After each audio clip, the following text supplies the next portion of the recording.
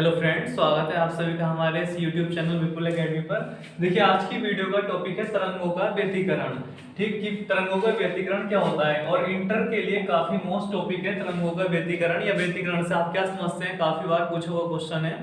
तो सबसे पहले बात करते हैं कि व्यतिकरण होता क्या है। जब समान आवृत्ति की तथा लगभग समान आयाम की, ठीक है, यानी कि दो या दो से अधिक तरंगे हैं हमारे पास किसी प्रकाश स्रोत से जो निकल रही हैं एक ही डायरेक्शन में, हो सकता है इस तरह से निकल रही हो वो। ठीक, तो जब समान आवृत्ति की तथा लगभग समान आयाम की तरंगे दो या दो से अधिक एक ही दिशा में, ठीक है, डायरेक्शन सेम होनी चाहिए, एक ही दिशा में गमन करती हैं, तो उनके अध्यारोपण से, ठीक, यानी कि उनके एक दूसरे पर अध्यारोपित हो जाने से क्या होता है, कहीं कहीं पर परिणामी तीव्रता मैक्सिमम अधिकतम हो जाती है और कहीं कहीं पर परिणामी तीव्रता न्यूनतम हो जाती है, और यही घटना कहलाती है तरंगों का व्यतिकरण। ठीक है, देखिए बात करते हैं अब इसकी डेफिनेशन की। तो डेफिनेशन होती है कि जब समान आवृत्ति की तथा लगभग समान आयाम की दो या दो से अधिक तरंगे एक ही दिशा में गमन करती हैं, ठीक है, यानी कि समान आवृत्ति होनी चाहिए और आयाम लगभग समान होना चाहिए और दो या दो से अधिक प्रकार की तरंगे होंगी और जो एक ही दिशा में चल रही हो, तो इनके अध्यारोपण के कारण, यानी कि जब ये एक दूसरे पर अध्यारोपित हो जाएंगी तो अध्यारोपण के कारण माध्यम के कुछ बिंदुओं पर परिणामी तीव्रता अधिकतम तथा कुछ पर परिणामी तीव्रता न्यूनतम होती है। ठीक, और इसी परिघटना को तरंगों का व्यतिकरण कहते हैं। तो ध्यान रखना है आपको कि जब समान आवृत्ति की तथा लगभग समान आयाम की, ठीक है, कि दो या दो से अधिक तरंगे एक ही दिशा में गमन करती हैं, तो उनके अध्यारोपण के कारण माध्यम के कुछ बिंदुओं पर परिणामी तीव्रता अधिकतम, यानी कि प्रकाश की जो तीव्रता है वो कहीं कहीं अधिकतम हो जाएगी और कहीं कहीं न्यूनतम मिनिमम हो जाएगी, और इस घटना को बोला जाएगा तरंगों का व्यतिकरण। देखिए, अब बात आती है कि इसमें लिखा हुआ है कि कहीं कहीं पर प्रकाश की तीव्रता अधिकतम हो रही है और कहीं कहीं पर न्यूनतम हो रही है। ठीक, तो इससे क्या कहा जाएगा, तो व्यतिकरण होता है दो प्रकार का। ठीक, व्यतिकरण के प्रकार, व्यतिकरण दो प्रकार का होता है। एक होता है समपोषी व्यतिकरण, समपोषी व्यतिकरण, और दूसरा होता है विनाशी व्यतिकरण। इसे अच्छे से समझ लेना, काफी इंपॉर्टेंट टॉपिक है इंटर के लिए ये विनाशी व्यतिकरण। और हर साल कुछ ना कुछ यहाँ से जरूर पूछा जाता है, या तो डेफिनेशन पूछता है या फिर इसका एक डेरिवेशन है जो आपको जल्दी ही मिलेगा नेक्स्ट वीडियो में, और उससे रिलेटेड क्वेश्चंस आते हैं वो भी आपको वीडियो में प्रोवाइड होंगे जल्दी ही। ठीक है, तो देखिए अब बात आती है समपोषी व्यतिकरण और विनाशी व्यतिकरण क्या है।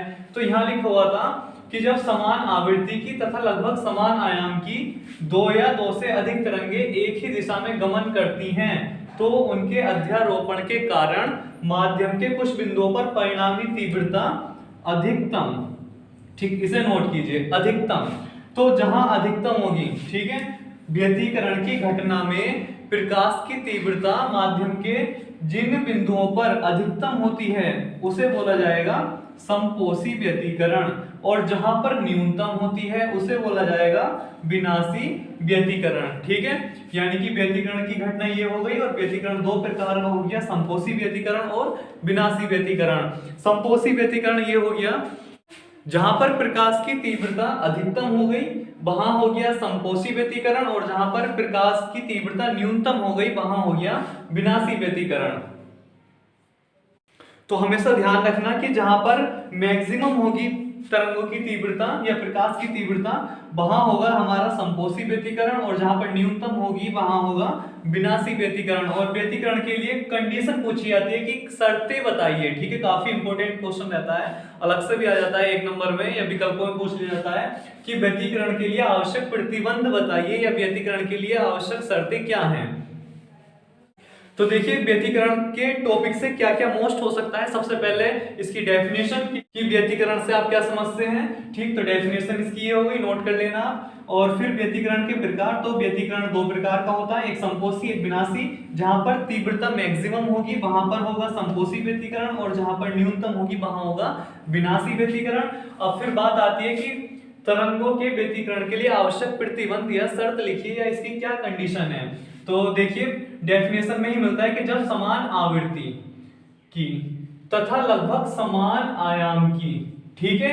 तरंगे दो या दो से अधिक हो सकती हैं, दो तरंगे, यानी कि तरंगे कहां से उत्पन्न हो रही होंगी, प्रकाश स्रोतों से, ठीक है। यानी कि प्रकाश स्रोत जैसे बल्ब वगैरह आपके लगे हुए हैं और एक ही डायरेक्शन में उनसे तरंगे उत्पन्न होती हुई आगे बढ़ रही हो, मान सकते हो, ठीक है। तो जब समान आवृत्ति की तथा लगभग समान आयाम की तरंगे एक ही दिशा में गमन करें, ठीक, तो पूछा जाता है कि तरंगों का व्यतिकरण के लिए आवश्यक प्रतिबंध बताइए। देखिए, तो प्रतिबंध क्या है, ये शायद नोट कर ही लिया होगा आपने, और नहीं भी करा हो तो पीछे करके थोड़ा सा वीडियो को पॉज करके नोट करते रहा करें, ठीक है। काफी इंपॉर्टेंट डेफिनेशन है, बहुत सिंपल वे है, आराम से याद हो जाएंगे आपको। तो बात करते हैं प्रतिबंध की, कि व्यतिकरण के लिए आवश्यक प्रतिबंध क्या है। तो प्रतिबंध क्या है कि समान आवर्ती, ठीक है, डेफिनेशन में ही मिल रहा है आपको कि आवर्ती क्या होनी चाहिए, उसकी फ्रीक्वेंसी होनी चाहिए समान, ठीक। यानी कि जो दो तरंगे हैं या दो से अधिक तरंगे हैं जो एक ही दिशा में मूव कर रही है, गमन कर रही हैं, तो उनकी फ्रीक्वेंसी समान होनी चाहिए और आयाम लगभग समान होना चाहिए, आयाम लगभग समान, ठीक है। अगर ऐसा तरंगों की प्रकृति है, अगर तरंगे ऐसा कर रही हैं, तो वहां पर जो घटना घटित हो रही है वो है हमारा व्यतिकरण की घटना, ठीक है। तरंगों का व्यतिकरण या प्रकाश का व्यतिकरण भी बोल सकते हैं, ठीक है। दोनों तरह से पूछा जाता है कि प्रकाश के व्यतिकरण से आप क्या समझते हैं, तो भी यही आपको सब लिखना है, ठीक। और प्रतिबंध जरूर ध्यान रखना, विकल्पों में या एक नंबर में अलग से पूछ लिया जाता है, इंपॉर्टेंट टॉपिक है पूरे का पूरा ही, ठीक है। कि व्यतिकरण के लिए आवश्यक प्रतिबंध बताइए। तो व्यतिकरण के लिए आवश्यक प्रतिबंध है कि तरंगों की आवृत्ति समान होनी चाहिए और आयाम लगभग समान होना चाहिए। देखिए, अगर अलग से ही क्वेश्चन आ जाता है कि व्यतिकरण से आप क्या समझते हैं तथा व्यतिकरण के लिए आवश्यक प्रतिबंध लिखिए, जैसे मान लिया सपोज करते हैं कि 2 नंबर में क्वेश्चन अलग से ही आ जाता है, तो फिर इतने से जो भी समझाया आपको, इतने से काम नहीं चलने वाला, उसके लिए आवश्यक प्रतिबंध आपको अलग दिखाने पड़ेंगे, ठीक है, अलग से लिखने पड़ेंगे। तो देखिए, आवश्यक प्रतिबंध की अगर बात करें कि व्यतिकरण के आवश्यक प्रतिबंध नोट करते रहना आप इन्हें, ठीक है। बहुत ही ज्यादा इंपॉर्टेंट टॉपिक चल रहा है कि अगर व्यतिकरण के आवश्यक प्रतिबंध, अगर विकल्पों में आए तो अभी बताया था कि समान आवर्ती और आयाम लगभग समान होना चाहिए, लेकिन अगर बात करें कि अगर क्वेश्चन ही अलग से आ जाए कि व्यतिकरण से आप क्या समझते हैं तथा व्यतिकरण के लिए आवश्यक प्रतिबंध लिखिए, तो आपको फिर किस तरह से करना है, तो फिर व्यतिकरण के आवश्यक प्रतिबंध आपको अलग ही दिखाने पड़ेंगे, ठीक। पहला पॉइंट आता है जो इसका प्रतिबंध है कि प्रकाश स्रोत जो थे हमारे, ठीक है, जो दो या दो से अधिक प्रकाश स्रोत हैं जिनसे तरंगे उत्पन्न हो रही हैं, वो दोनों प्रकाश स्रोत या दो से अधिक प्रकाश स्रोत कला संबद्ध स्रोत होने चाहिए, कला संबद्ध स्रोत होने चाहिए, पहली कंडीशन, ठीक। अब बात आती है कि कला संबद्ध स्रोत क्या होते हैं। तो कला संबद्ध स्रोत ऐसे स्रोत होते हैं जिनसे उत्पन्न तरंगों के बीच कलांतर समय के साथ स्थिर रहता है, ठीक है। और ये खुद अलग से इंपॉर्टेंट है, 1 नंबर के लिए बहुत ही ज्यादा पूछी जाने वाली डेफिनेशन है कि कला संबद्ध स्रोत से आप क्या समझते हैं या कला संबद्ध स्रोत किसे कहते हैं। दूसरा पॉइंट, आवृत्ति समान, अभी बताया था, आवृत्ति यानी फ्रीक्वेंसी समान होनी चाहिए। तीसरा पॉइंट, आयाम लगभग समान, लगभग समान, ठीक, यानी कि आयाम बराबर तो हो लेकिन लगभग हो, यानी कि थोड़ा बहुत आगे पीछे चल रहा हो, कोई दिक्कत नहीं है, लेकिन फ्रीक्वेंसी समान होनी चाहिए, ये विकल्पों के लिए काफी इंपॉर्टेंट है। और चौथा पॉइंट आता है इसका कि प्रकाश स्रोत जो हैं वो समीप समीप होने चाहिए,